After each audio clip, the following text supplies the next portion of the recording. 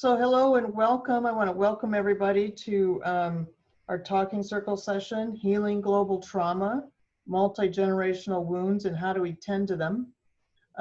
This is in World Unity Week, June of 2020, in the Sacred Space and Talking Circles Convergence Room, and it's also hosted by the Sacred Earth Council. Our presenters today are Robin Youngblood, Ejna Fleury, and Joan Henry. And Ejna, why don't you take it away? And you're probably muted. Welcome, everybody. Oh. No, you're not. You're talking. Oh, I'm not muted. Okay. I get to double welcome everybody. And I want to thank everyone who's come here and all the talking circle facilitators. And I want to welcome everyone from all over the planet. And I'm going to ring this bell to start. I want to let you know I have a fire lit here. And I'm going to light the sage. Where did it go? Oh, here it is. Here it is. Sorry about that. Mercury.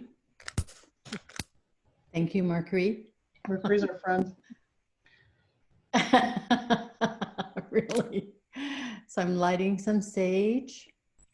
I'm going to ring the bell, and then I'd like for Robin, if you could be so kind, to lead us in a prayer for this time together.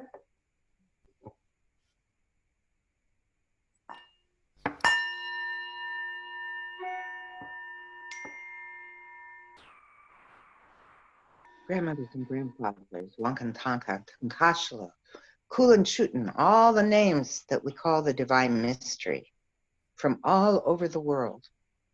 We give you thanks for this day. We give you thanks that we're here together.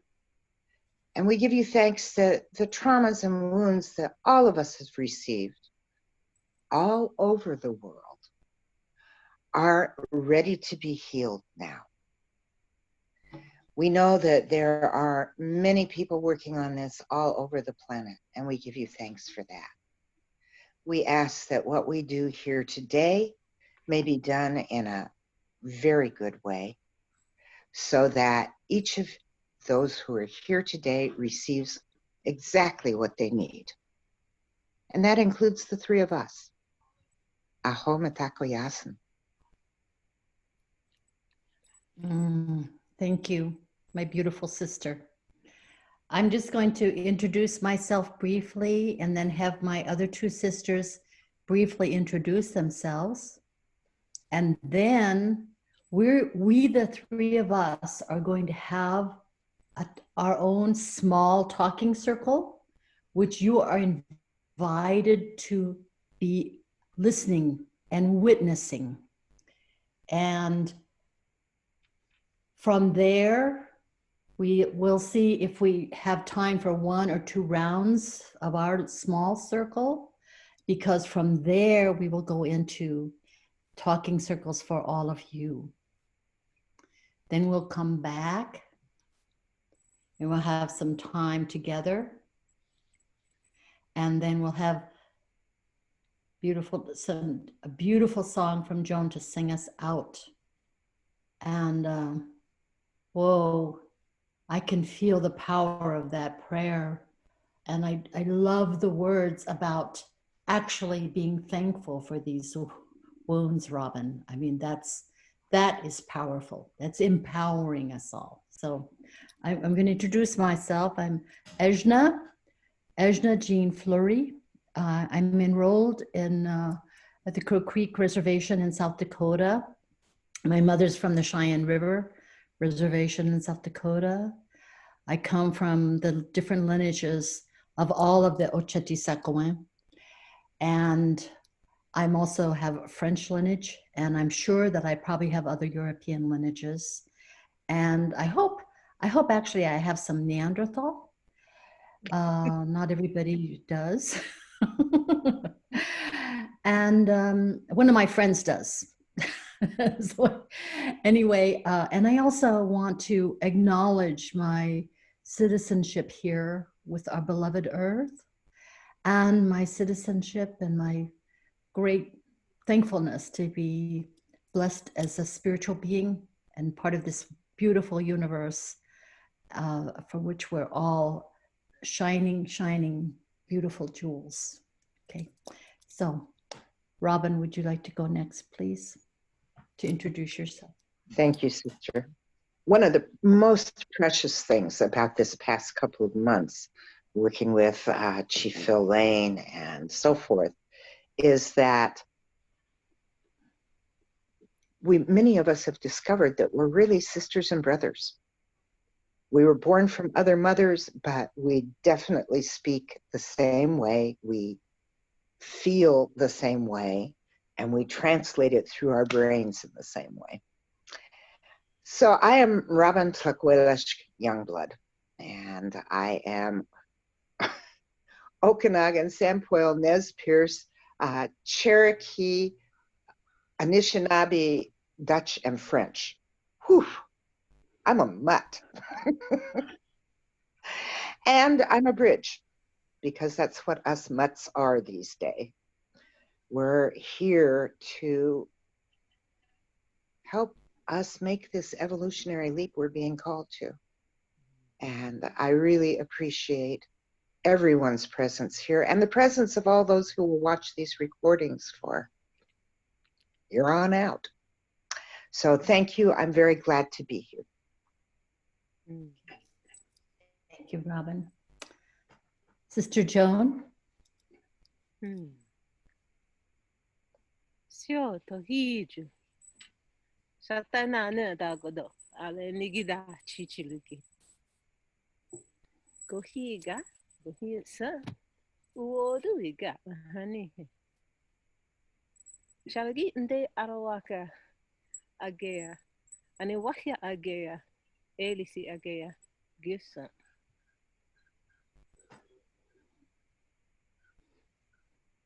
I am blessed to be here because I'm breathing. And that's always a good thing. My traditional name, my family, like many of us, as our Sundance leader says, between those sacred colors, my family comes from different nations. So I am Chalagi Nde Arawaka. That's the easiest way to sum up the bulk of things. However, it does not acknowledge a healthy dose of Latina from 3 different countries, French, Polynesian from an unidentified island, at least nobody would talk about it. And did I get the French in there? A little bit of French. Mm-hmm. I'm told it takes very little African blood to make you Black, and that's probably about what we got in our family. A couple of drops, but hey, it's all good. And I want to make sure today I don't leave anybody out, because that's how our introduction started. So most people know me as a Chalagi Elisi, grandmother, wolfkind grandmother of the Chalagi Nation. My Chalagi ancestors come from Texas and Louisiana. So sometimes my Chalagi speech can be kind of chunky to people who speak the other dialects, but I don't worry about that because the creator is the only one I'm worried about getting it. And my kids say that they know they're in trouble if I go from Chalagi to Nde in my speech, because that usually is that's a downhill slide towards being in serious trouble. So Joan Henry is my English American name, J. Allison Henry, Joan Allison Henry. That's what that is. And oh, the Scots, don't let me forget them. That was a big deal in our family. Let me not forget them. Sorry, great grandpa. Don't be bad about that. And then, about which are beautiful stories of love being stronger than blood, and a great grandmother who ran away rather than intermarry and remain hidden tribally. So I don't usually tell all those stories, but among you, because we have done that together, I've done that to date. And I ask you to keep it in that way. And so supposedly some people will record and read that and do what they want with it, and that's okay. I'm not worried about them either. I have to answer to these guys. So I welcome you because what we're doing is a lot about, I come from a family of singers and healers. I was raised as a traditional song carrier. I was also raised as a ballerina. So, so, so it's, it's very funny, kind of opposite worlds. It was my good fortune to have an education, a native education at home, and both a British and an American education in schools. And eventually that all made sense.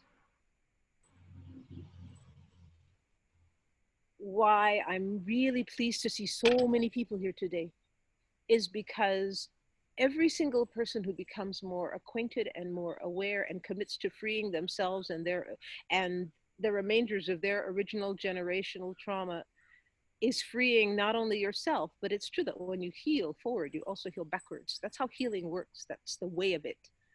So everything we do for ourselves, it rolls back to our ancestors. So no matter what flows today, as we talk among ourselves, because we don't know how it's going to roll, we've had many conversations that just keep unpeeling. And however it rolls, just let those feelings come. Let those feelings come. And let them, especially in the talking circles, when you have a couple of people there to witness each of you sharing. That's the honor and the privilege of that. Witnessing in the Northwest, that's the most powerful thing you can do. And ceremonies don't count unless there have been witnesses. Somebody has to tell the story straight in times to come. So we honor you for doing that. And on behalf of the ones that came before me and the grandkids and what have you that came after me and all that's going with that, Chichilugi, welcome. Thank you. Thank you.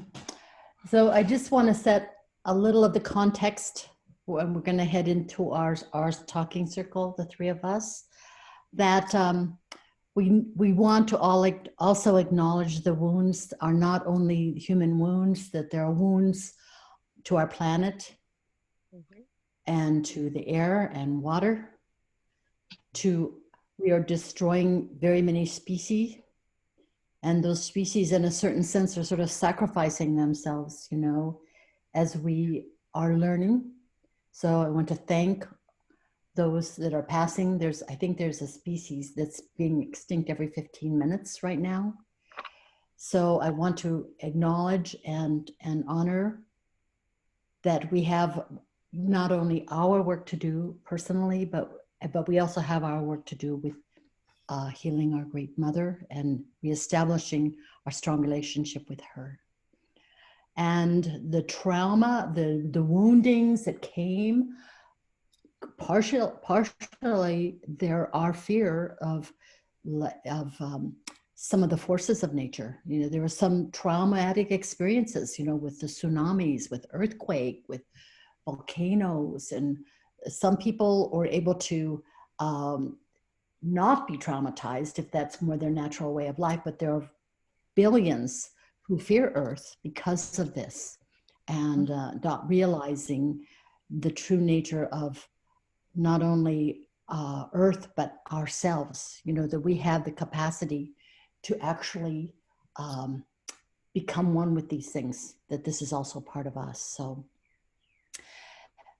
trauma is in every culture across the world.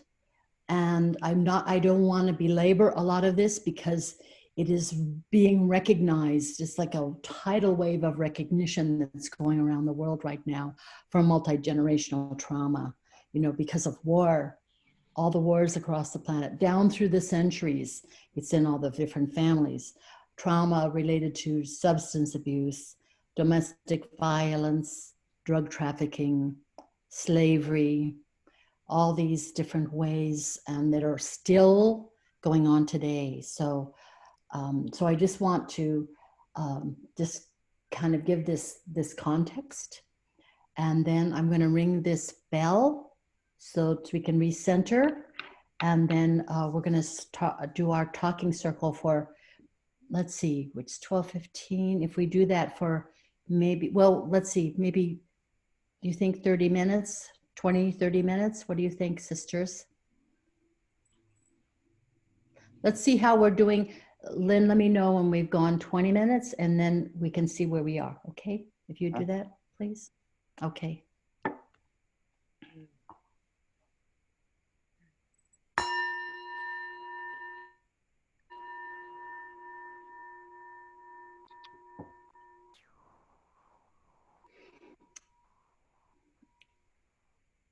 So I want to hold this talking stick initially. When we three sisters were talking about this morning together in preparation, we knew we wanted to focus on the healing because there's enough that's recognition of that these wounds and that we're in the process of healing them. So I want to share with you this very profound healing experience, which also illustrates one of the ways we heal these things. I was in a 11-day workshop, and it was on nonviolent communication, and we had a very a profound series of all different kinds of healing going on. But one of the main ones were called human constellations, family constellations. Let's see, can I see how many people could raise their hands? How many know of constellation, family constellation work? I know that some of you have yourselves without your video, but there are quite a few of you that have this. I want to give this illustration, but also to honor, but also to share, because when we share in this way, then we're spreading the ability and empowering ourselves to heal more fully. So I was in this workshop on family constellations, and as I sat there, and there were probably 40 people in the room, and all of a sudden I remembered this scene from my childhood, and I was maybe eight years old. And what the scene was, my stepfather used to beat us, actually, intermittently. We never knew, so we were always afraid that might happen. But this one day, he decided that we should scream. He said, okay, if you guys want to cry and scream when I beat you, then I want you to scream and cry for 30 minutes straight. And he piled us on the bed, me and my 3 brothers and sisters who were all younger. I was 8. My brother was about 4 or 5. My sister was 3, and we had a little one, like 2. And we're on the bed, and he's bringing in this switch, and he's beating us. He says, scream, scream, scream. And then he said, okay, I don't want you to stop. I'm going to go out. I'm going to come back in 10 minutes. And I want you to keep screaming. And and what we were doing was, when he was beating us, I was trying to shield myself with my little brothers and sisters, because I didn't want to feel that pain. And here I was at this family constellation when I was 70 then. This was 3 years ago.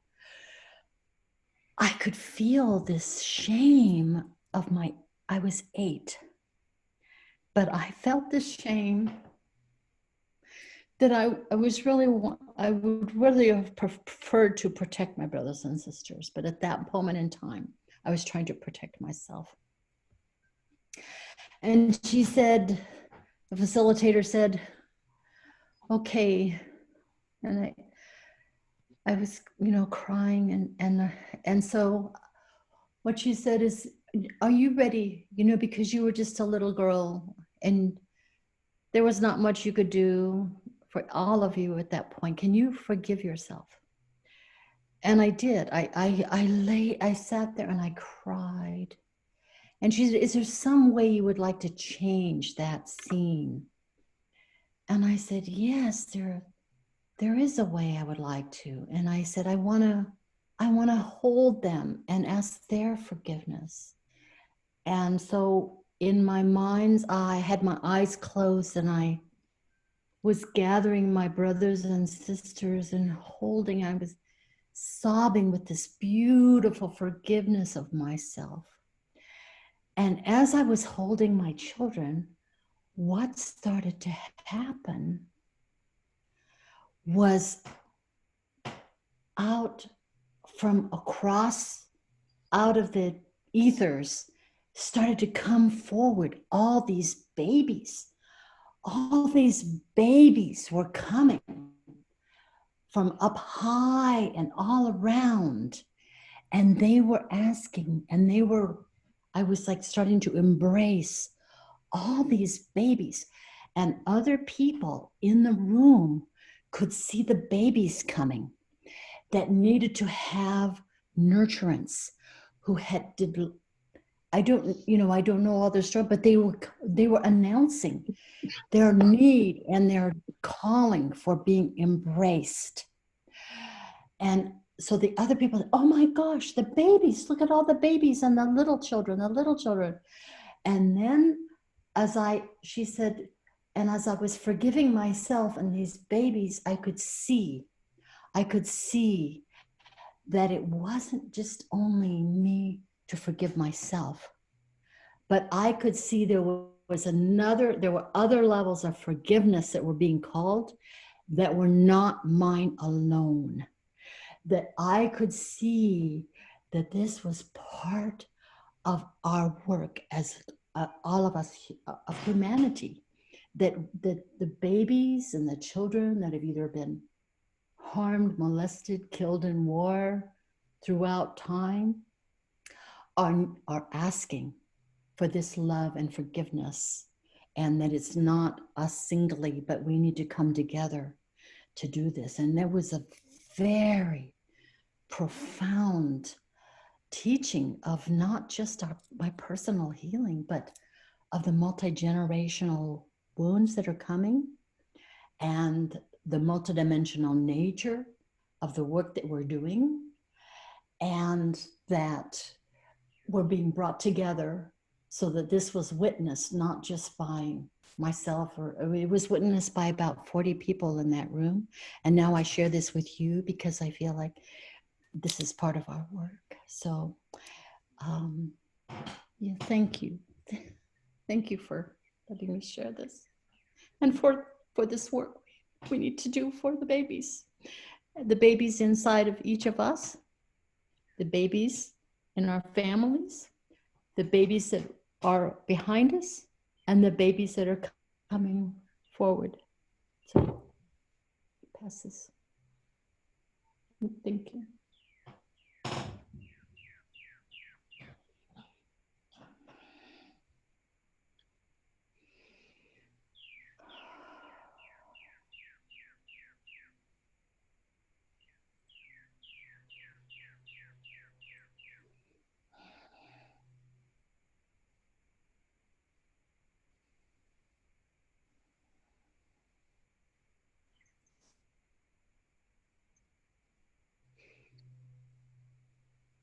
I have a talking stick too. So if I may, I'll take the talking stick at this point. Ejna, you brought tears to my eyes. I've seen and facilitated family constellation in the medicine wheel for many years. And I know those babies were really there. Yeah. We talk about visioning, and vision can be two things. It can be just a picture we have in our mind, or it can be something that's actually happening in other realms and dimensions that's brought to us into this plane of reality so that we can actually do this healing work. When we do the medicine wheel family constellations, the first thing is to call in all our ancestors, our guides, our helpers, all of those from all the different kingdoms. Animal, plant. We're related to the trees. Our DNA is very similar to the tree beings. Yeah? So these are all our relatives, and we call them all in to witness and to participate if they need to. Often someone's great-grandmother will come forward and give information that this generation needs in order to heal something from the past. And as Joan said earlier, when we heal something in ourselves, we're the center of our medicine. Everything that we do ripples out. It ripples out to the 7 generations and more behind us, and to the 7 generations and more yet to come. Some of us don't have children, but we have nieces and nephews and cousins and so forth, and it ripples out to them, not just here in my heart. And what happens in my heart is very important too, because we are all connected. There's really no way to not be connected. We can pretend we're not, and we can put ourselves into isolation and separation, but we're still connected. Everything that happens out there reflects itself in us, and everything that we do reflects on everything that happens out there. And there's magic in that. Yeah. The healing that happens when Joan sings, or I sing, or Ejna, or you, that's true magic. It's, yes, the words are important, but if there are no words, as there aren't in many of our native songs, it's even more pure because it's the prayer of our hearts emerging beyond the concept of language.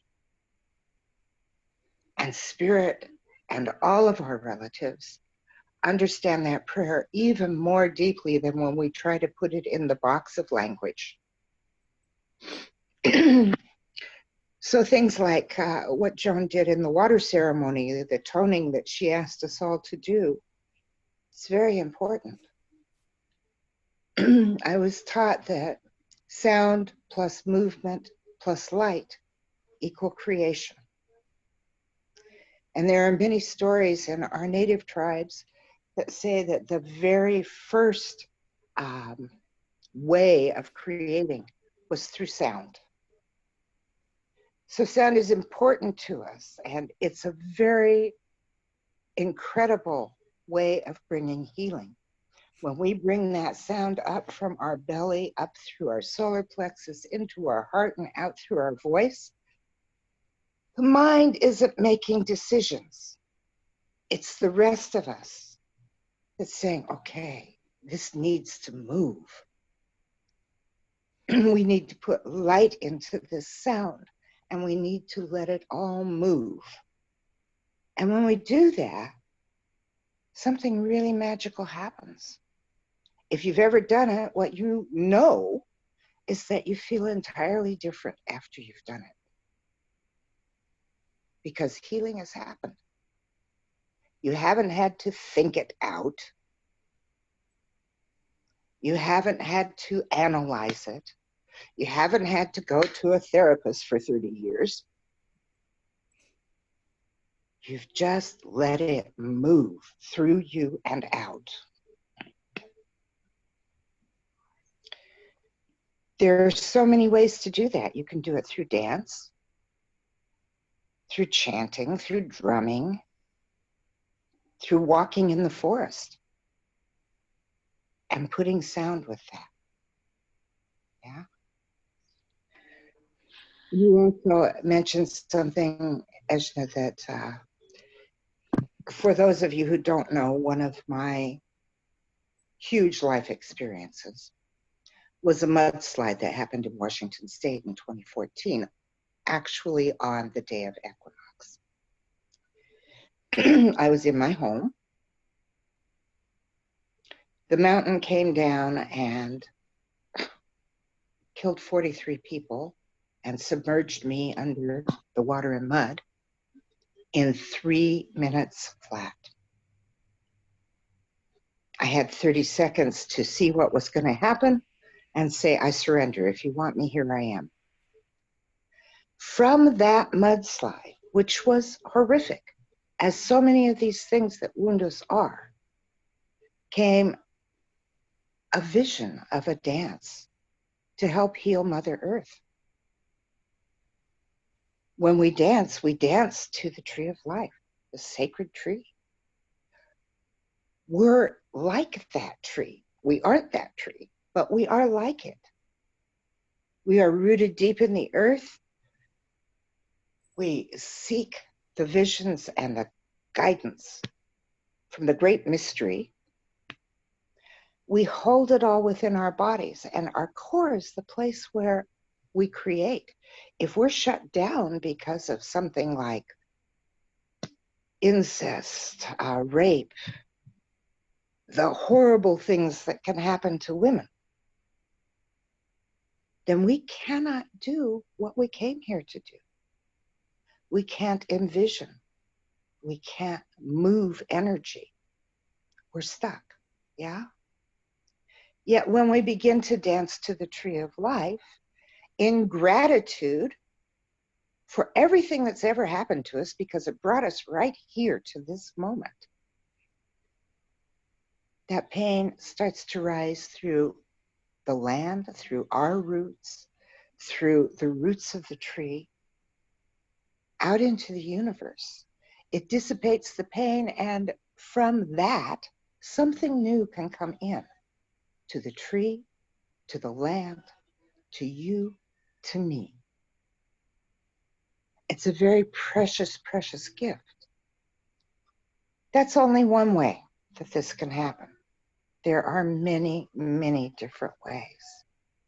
And what I've learned over the years and the gifts that I've been given is that every single thing that's ever happened in my life, including that mudslide, brought me right here.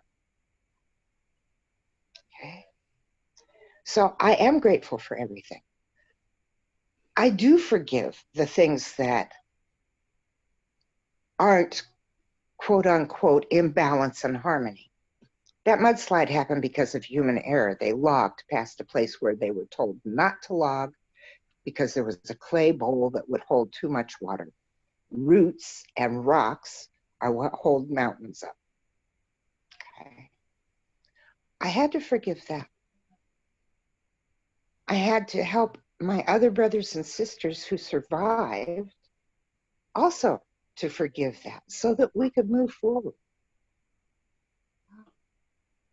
I've gone through incest, and my child has been molested, and I've gone through so many things in my life. And we all have. And not a one of those things started with me. They came from the wounds of my ancestors. They came from the wounds of patriarchy and colonization and oppression and all those things. My personal belief is that we live many lifetimes.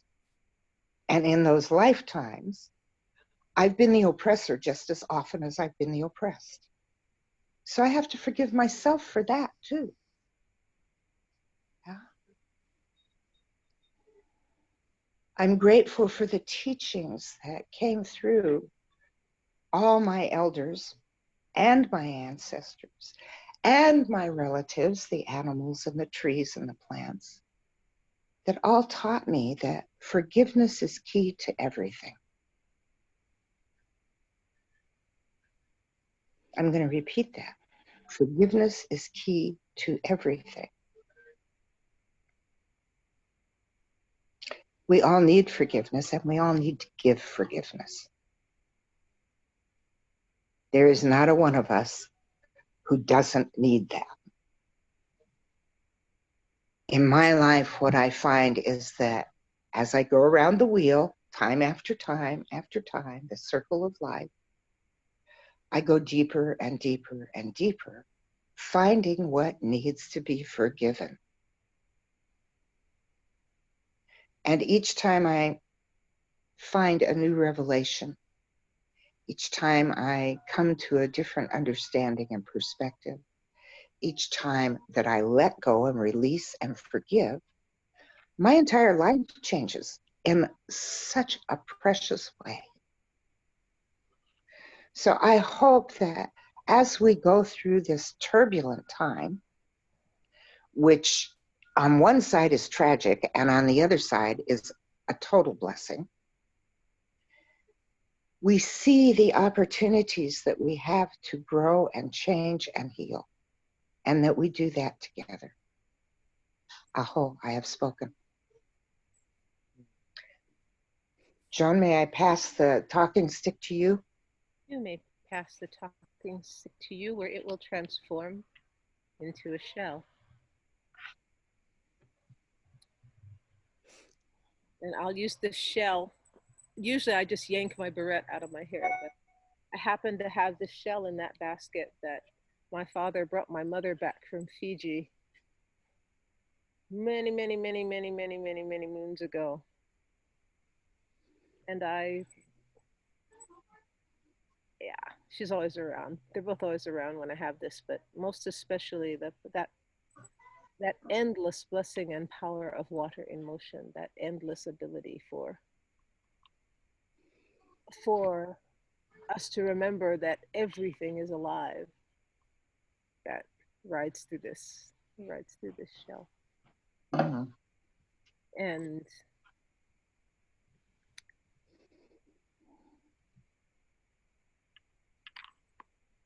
I consider a lot of the time how I don't remember a time, and so say my relatives when I was small. I don't remember a time when I wasn't connected to our mother, and I wasn't connected to the trees, and I wasn't connected to the water, and I never had any understanding of that not being the case. I never had a time that I can remember when I wasn't connected to the fire. I wasn't connected to the thunders. I never had, and that may have been the fact that was a grounding principle of my jumping down, may have been why I remember my early schooling as being so difficult. I was very fortunate not to be alive in the time of boarding schools as they were at Carlisle, which I still can't go to. My drummers from the women's drum years ago would tell you that I once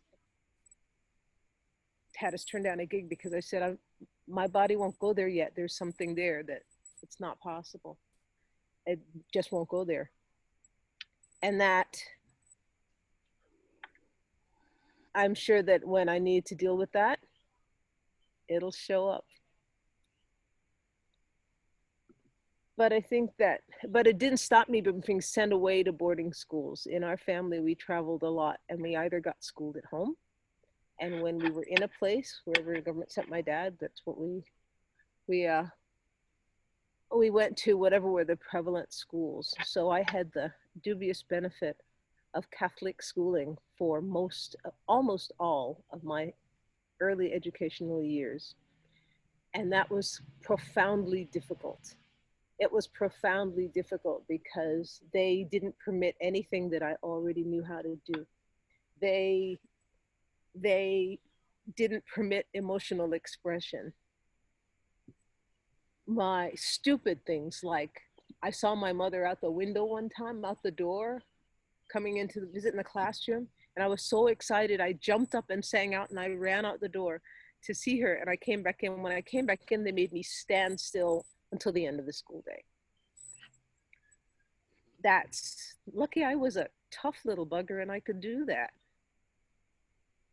But it made me really reconsider what constitutes a human being, a two-legged being. I found myself saying after a while, two-leggeds, I still don't get them.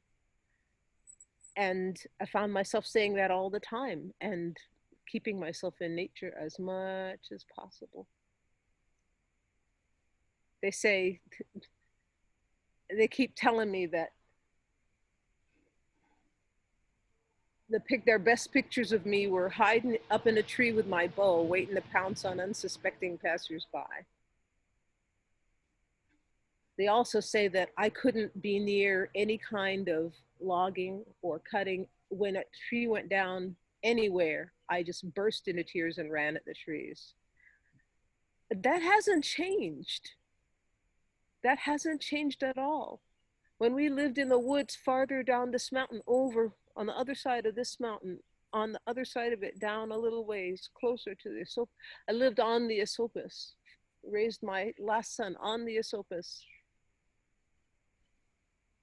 When we lived in the woods, there was a tremendous grandmother willow that was walking distance up. We could see it from where we were up on the highway, you know, growing near there. And the man who owned the property there decided he wanted to have a Christmas tree farm.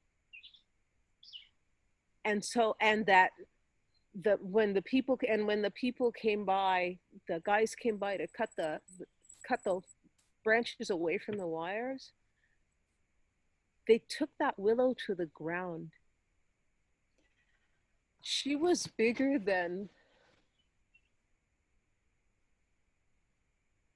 she was bigger around than my fingers spread. And they took her to the ground. And my son came home from school that day and he burst into it and fell across the top of it and ran, and I was already there. I couldn't tell him not to do that. I'd already been there all morning. And so we considered the history, we considered the level of earth trauma. That's something I feel in my body. It's not something that's different from me. I can't help that. It's very few things I know will clear that. The ocean is one. She can do that. But that level of trauma made me go stand around and be a nuisance whenever there were threats of logging and whatever goes with that. But what I remember about that willow, and the reason I think that came up as we were sitting and I was listening to y'all, was that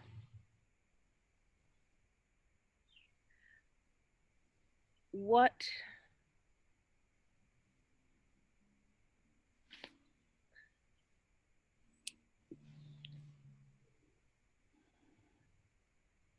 we prayed for her, we fed her, we sang to her, we thanked her for her sacrifice. We did everything that I know how to do because I had to let my kids get through this.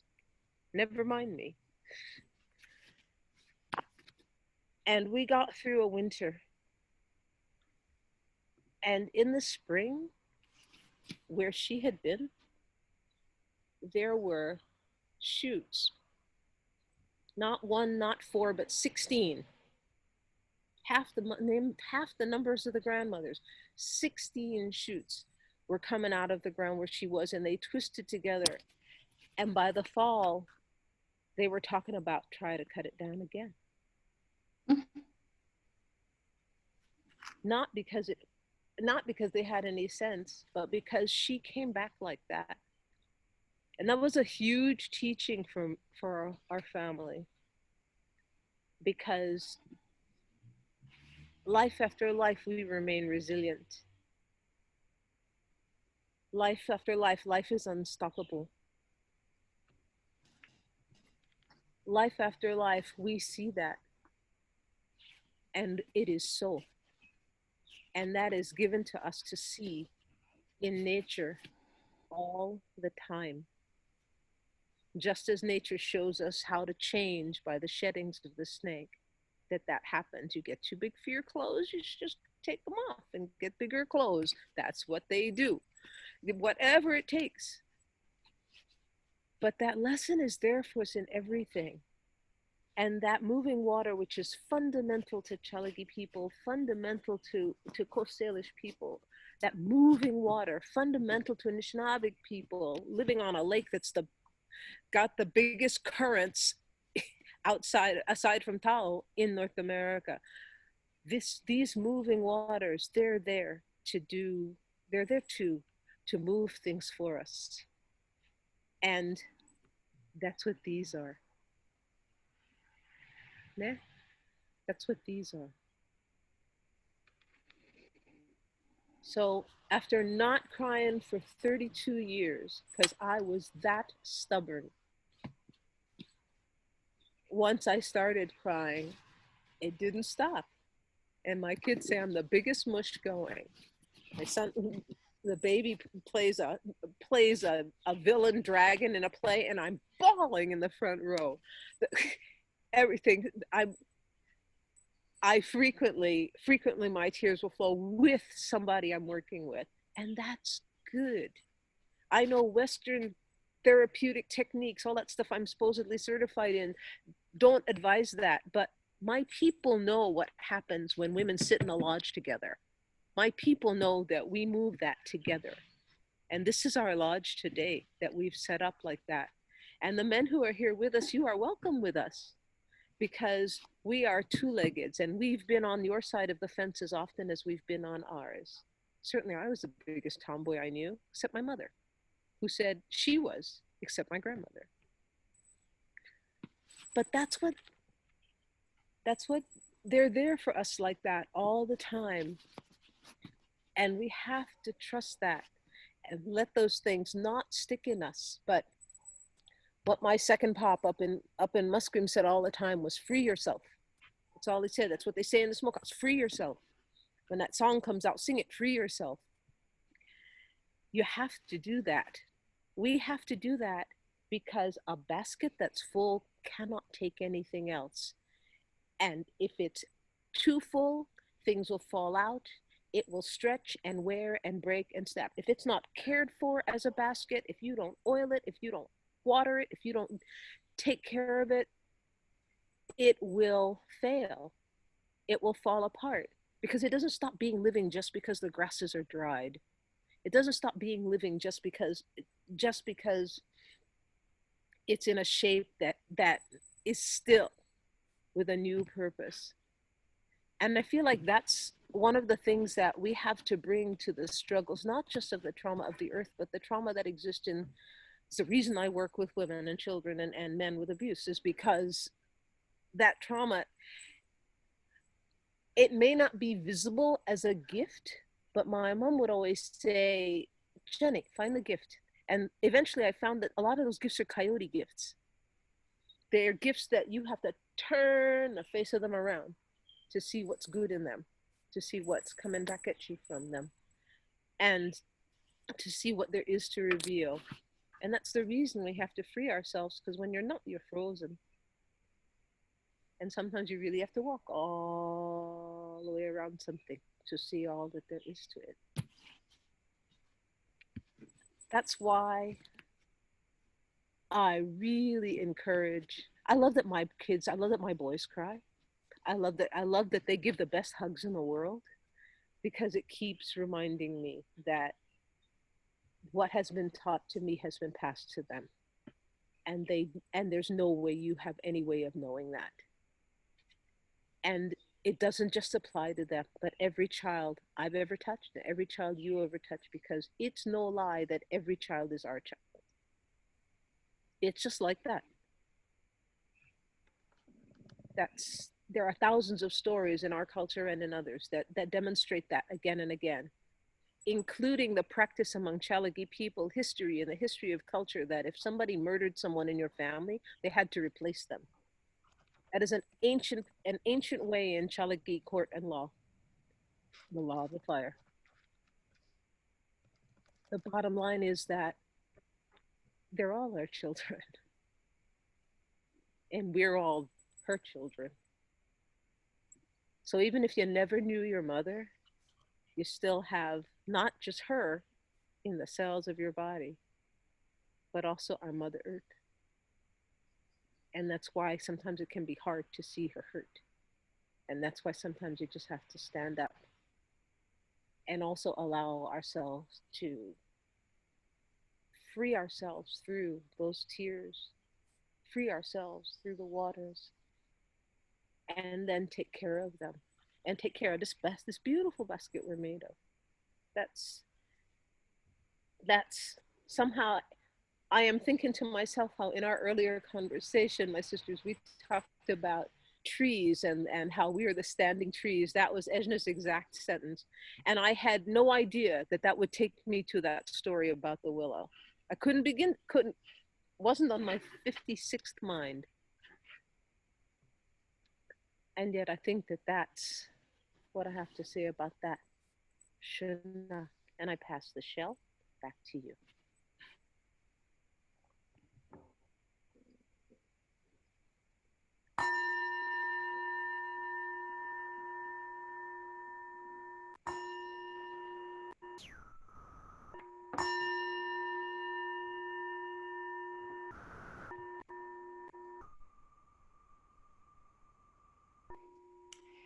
So we have 1 hour left, and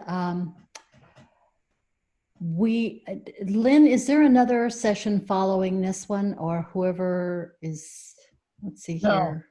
No, we are the last one on our schedule today. Okay, so we actually have 1 hour and 10 minutes then, if we use our full 2 hours. Your extra 10 minutes. All right. So what I would like to do is to have the talking circles to have 40 minutes. Okay. And then we'll come back and we'll have 20 for feedback and closing. So we'll have 40 minutes. And we kind of thought of the two,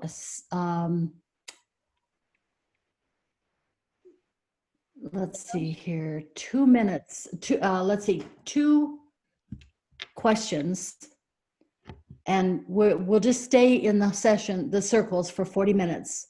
And the 2 questions that we're prompting, you can decide, you know, this could stimulate something else, but would you like to share about a personal experience of healing of the multi-generational trauma in your life? And then what is the impact of this healing and your relationship with all, with your, I was reading off my sign and then this took over. Sorry about that. Apologies. Yeah. And so, yeah, so it's about a healing, a personal healing, and then the impact this healing has had in your relationship with yourself or your family. How is it rolling out for you in the world, as Joan has said? So we'll break into sessions, into breakouts, and we have, let's see, there are 2 chats. Let's see.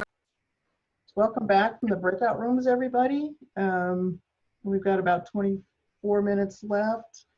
Ejna, you want to take it away? Yes, yeah. Thank you. Wow, that was powerful. I hope it was that way for everybody. We were hoping maybe we could hear from 3 or 4 people. If you'd like to share something about what this has been like for you, your breakout room, or even about the talking circle itself. Yeah. You can just raise your hand in the participant panel or unmute yourself and speak up. Sandy Middler. Yes, hello everyone. Thank you so much for being here. Thank you so much to my circle for giving me the space to facilitate. I've been waiting for that moment for a while, so thank you so much for holding that space for me.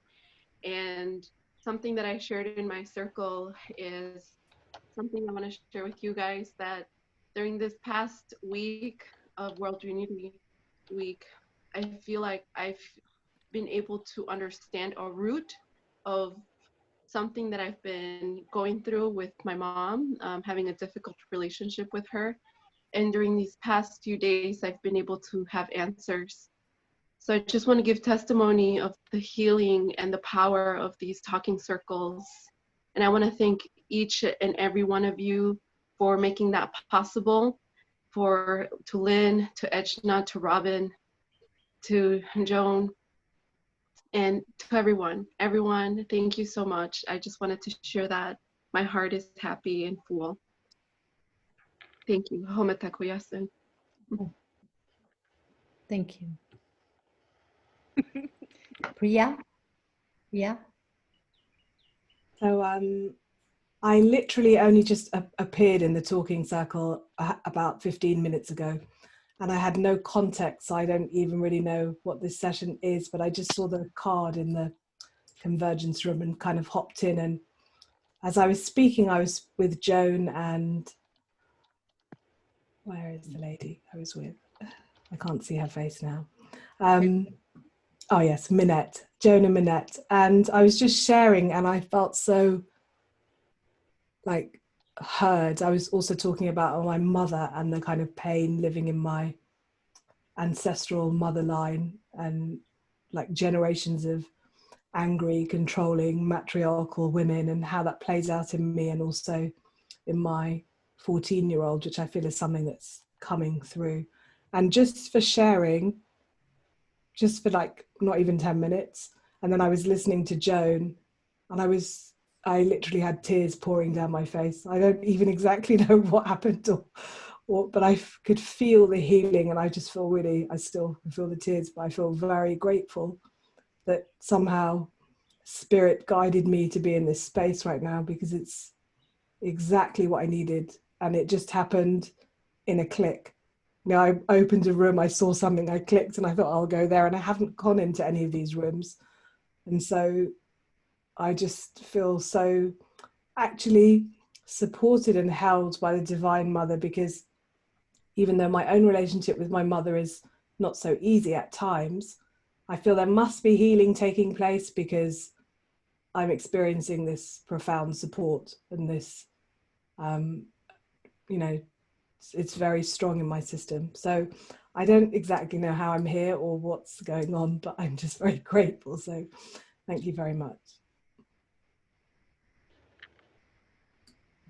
Thank you. Thank you.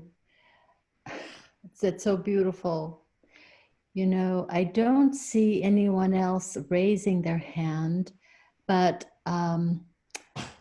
Robin, Yes. I'm trying to see where you are. Yeah, I'm wondering if it would be good for us now, for us to do that practice that you were planning to sort of integrate and ground everything that's happened here right now. Would you be willing to do that right now? If I can get on here. There, I'm in the right place now. Okay, so when we talk about deep subjects like this, it brings up emotion, it brings up pain, it brings up empathy, compassion, all kinds of feelings, sometimes anger, resentment, fear, occasionally even rage. So I'm going to invite you at this moment to stand up.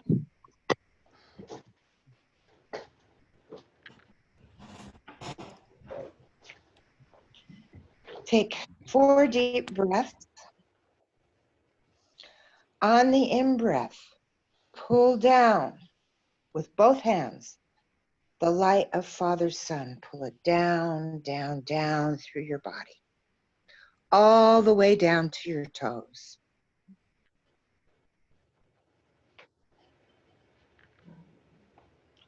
When you feel that warm, loving light circulating, let it go and circulate through every cell and molecule until it rises back up and lands in your heart.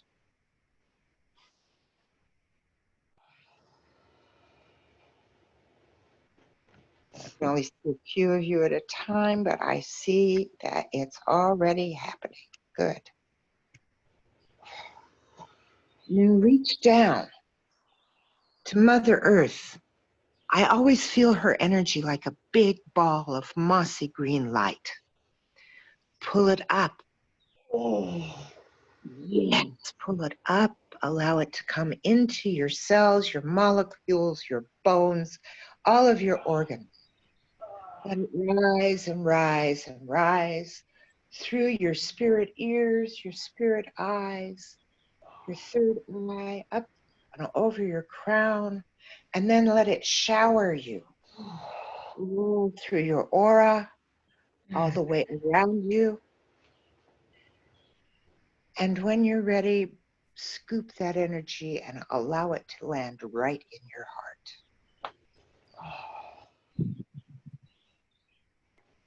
In your heart now, you have the balance of the sacred masculine and feminine. They're doing their dance there, pulsing a glowing emerald green light. Whenever you need to feel that balance, you just do this, okay? And now we did this first because now I'm going to ask you to shake off anything that doesn't belong to you. You know now what belongs to you. So just shake. Let all those emotions go. Send them down to Mother Earth. It's just energy to her, no positive or negative. She's going to eat it and use it for her sustenance. Send it up to Father Sky. It's the same for him. Shake and shake and shake. The Kalahari Bushmen, before they go into any ceremony, they shake like this for up to 20 minutes. And science is starting to catch up again. They've suddenly decided that when we shake like this, it moves the lymph in our system. We have lymph nodes, baby, teeny ones in our brains. When we start to do this, it releases all the toxins held in the lymph.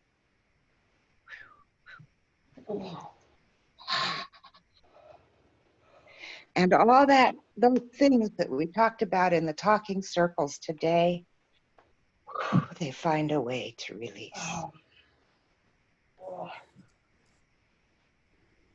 And what I find for myself is I've come to a place of peace.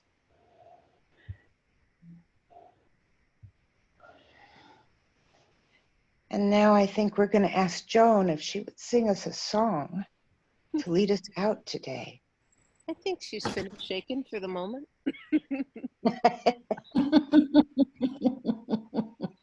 We can sing and drink it because they've died. True enough.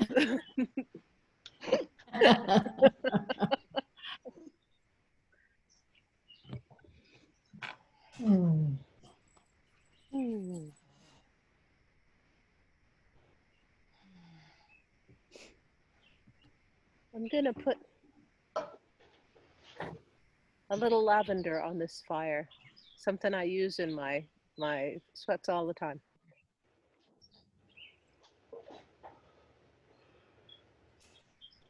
It's one of its rounds. Yeah. And it's powerful because because as a flower, we forget the incredible, hippies were right, flower power, are you kidding me? Flowers are incredibly powerful. Ask anybody in South America, ask anybody in the Andes, ask anybody in North America, ask anybody anywhere. Flowers are powerful. And lavender is one that is as known to the European indigenous grandmothers as it is as to our people, our native people here, for it grows in both places. And it is a powerful clearer of emotions. It moves, it's an emotional specific. Don't underestimate it. Why be without it? And I'm passing this over us just as I've been using cedar for us, and Ejna used some sage for us. And I'm passing this medicine along as a way of making the way for this song. This song was passed to me. The man who is the patriarch of the Windy Boy family and the head of the Grass Dance Society in Rocky Boy, years ago,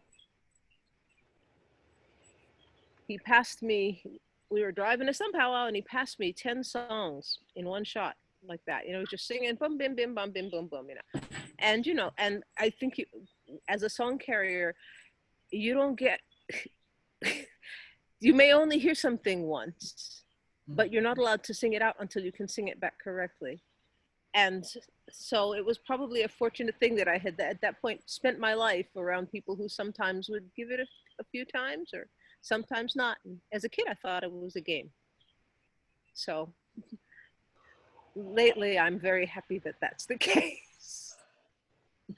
So this, of the songs that he passed me one of his personal songs. So, and actually a couple, but he passed me this particular personal song. He passed because he felt that this was the place it should go. And he knew that I would know where to use it. And it's often done with drumming. It is just as powerful of its own. Drumming adds a different dimension. And like the flowers, I think I offer you this simply. In English, the translation of this song, it would be called the Angel Spirit Woman song. And Minetta's gonna go, oh my God, angels, because that's who talks to her, right? But the Angel Spirit Woman song, that spirit is not Gaia. That spirit is not the spirit of Mother Earth, but it's the spirit of the power of the sky in a woman's form. It's the spirit of, she's so beautiful when you see her, it's astonishing. And if you sit really still, having done all of this other work so deeply, you'll feel her, you'll feel the rays of her light sort of come down, flow down over you like silk. And that's the nature of this, that's the nature of this song, is that it calls her in. So one is careful calling her in. And I can't think of a place she would more want to be than to make this offering to you, ladies and gentlemen. For she sees us all, and it's a great blessing.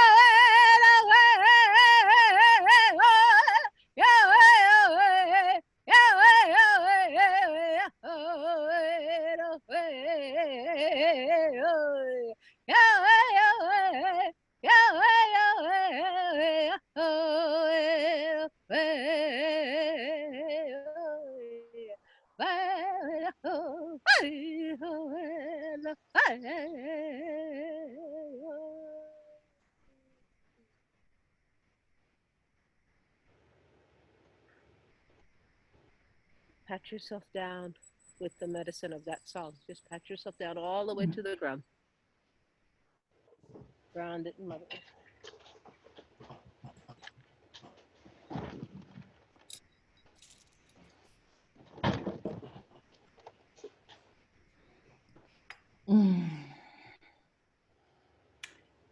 Thank you.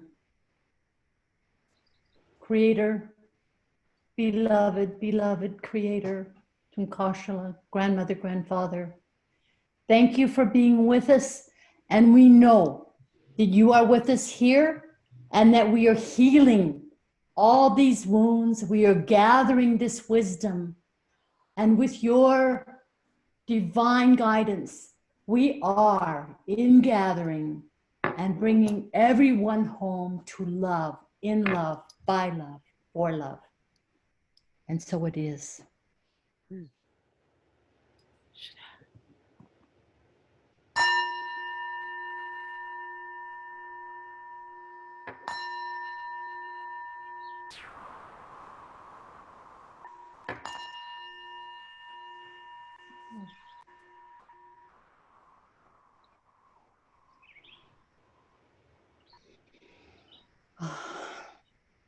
Yet low, it is so indeed.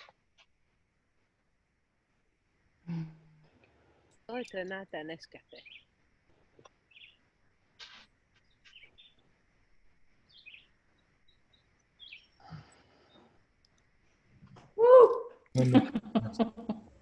know nobody wants to leave now, right?